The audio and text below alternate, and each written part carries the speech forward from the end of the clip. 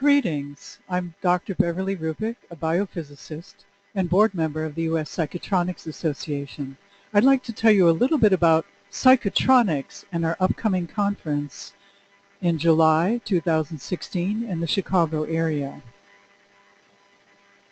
First of all, what is psychotronics? It's a term that was coined back in Czechoslovakia in the late 1960s, early 1970s to rename a particular area of parapsychology.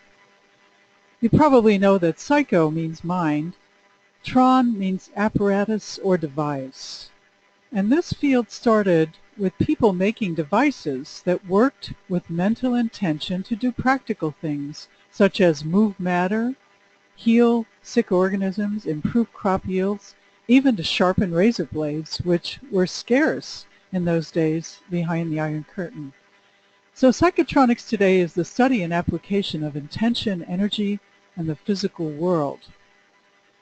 Early psychotronic generators were certain geometrical forms that could store or move subtle energy and have powerful effects. People used crystals, pyramidal forms, cones, and sacred geometrical shapes to move and store this powerful energy. This is the Cheops pyramid out of Egypt, made in ancient days, and we don't fully understand what it was there for, but probably had psychoactive effects. And today, a 150-foot pyramid near Moscow and other pyramids placed in Russia on oil fields has been found to enhance the yield of oil mined as it reduces the viscosity of the oil some 25%. I've played with pyramidal structures over our bed and found fascinating effects on our health, on our dream life, and even on our future, especially when we put wishes written on little cards suspended in the pyramid as shown here. More modern psychotronic devices are purely electronic, such as Dr. Bill Tiller's intention host device that gets imprinted with information via frequencies, which it holds for up to 6 months and has been found to improve health and even change the pH of water in scientific testing. The goals of psychotronics are several. We want to understand the full human potential and its relationship to the physical world, the interaction of our minds and this energy to change reality. We're exploring and trying to understand a new form of energy that seems to be activated by us, and exploring the distant interactions between living things, such as healing at a distance. We're interested in expanding science to elucidate all the laws of the universe, the physical, the biological, and the psychic, and to develop new technologies and other practical applications for health, agriculture, new energy resources, and in some cases military applications. It's no secret that there has been warfare applications of psychotronic weapons. This document can be found online by the United States Air Force. But on a more positive note, we're looking at the energies of life.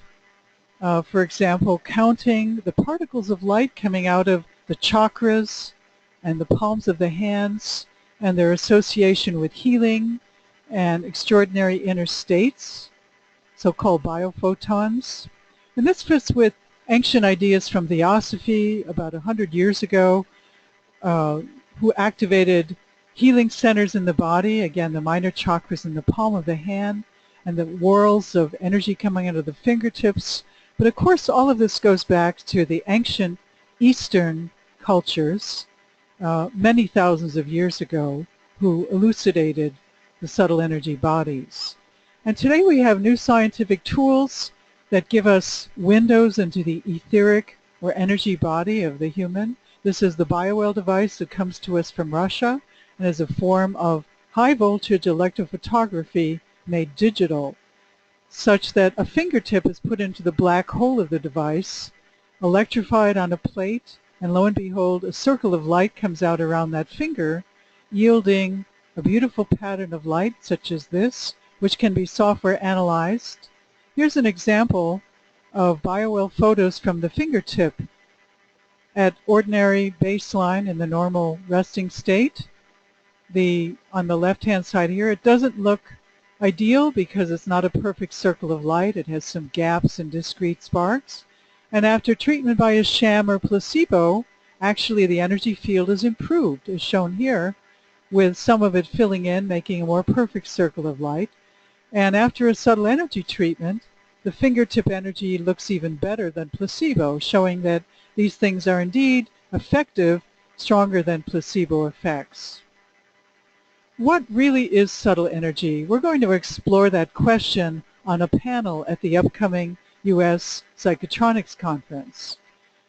In that conference, we have top experts who will speak about subtle energy research, psychoenergetics, parapsychology, the latest psychotronic equipment, as well as equipment from former centuries and decades ago, radionics, which is another form of psychotronic equipment, energy medicine in all of its varieties, from devices to laying on of hands to subtle energy applications and other health and agricultural applications. You can find out more.